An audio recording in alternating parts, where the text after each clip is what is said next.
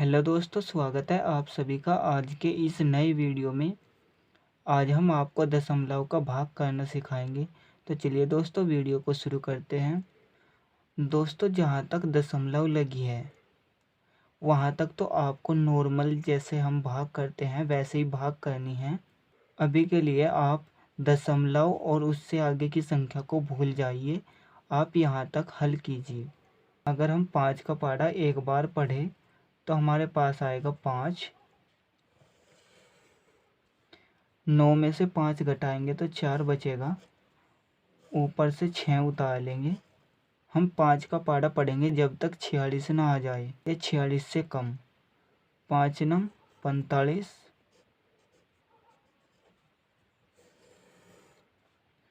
6 में से 5 घटाएंगे तो 1 बचेगा। 4 में से 4 घटाएंगे तो 0 बचेगा। ऊपर से 8 को उतार लेंगे। अब हमें 5 का पहाड़ा तब तक पढ़ना है जब तक 18 ना आ जाए या 18 से कम। 5 तिया 15।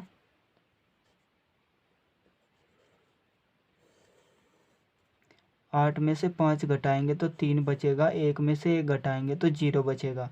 अब ऊपर से 3 उतार लेंगे। अब हमें 5 का पहाड़ा पढ़ना है जब तक 33 ना आ जाए या 33 से कम। 5 छिक 30।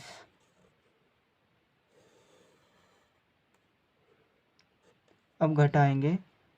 3 में से 0 को घटाएंगे तो 3 बचेगा और 3 में से 3 घटाएंगे तो 0 बचेगा।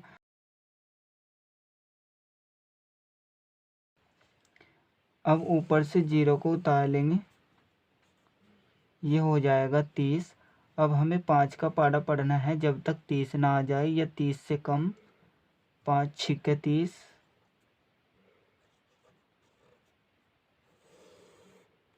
0 में से 0 घटाएंगे तो 0 आएगा। 3 में से 3 घटाएंगे तो 0 आएगा। ऊपर से हम उतार लेंगे 2। 2 उतार लेंगे। पहाड़ा न चलने की 0 लगाएंगे। यहाँ तक तो हमने कर लिया। हमें ऊपर से 2 को उतारा और पहाड़ा न चलने की 0 लगा दी। अब यहाँ पर दशमलव लगी है तो हम यहाँ पर भी दशमलव लगा देंगे और ऊपर से 6 को उतारेंगे। 6 को उतारेंगे, ये हो जाएगा 26। अब 5 का पहाड़ा पढ़ना है जब तक 26 ना आ जाए या 26 से कम। 5 5 25।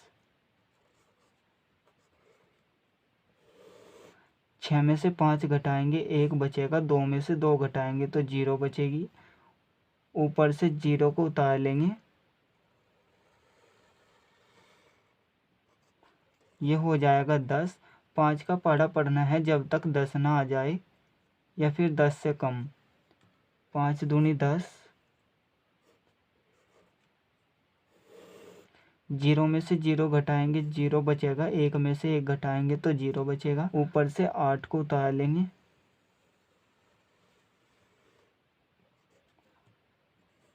अब हमारे पास ये हो गया 8। 0 8। 8 ही होता है। 5 का पहाड़ा पढ़ेंगे। 5 एकम 5। 8 में से 5 घटाएंगे तो 3 बचेगा। ऊपर से 5 को उतार लेंगे। ये हो जाएगा 35। 5 का पहाड़ा पढ़ेंगे जब तक 35 ना आ जाए या फिर 35 से कम। 5 सत्ते 35।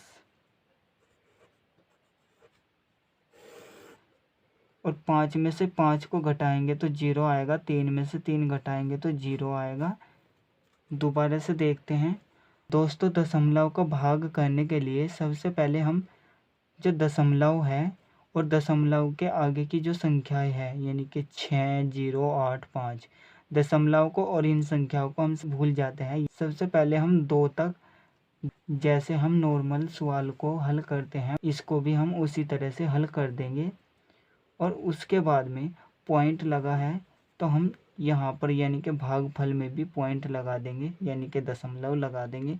और उसके बाद फिर से जैसे नॉर्मल सवाल होता है ऐसे ही करेंगे।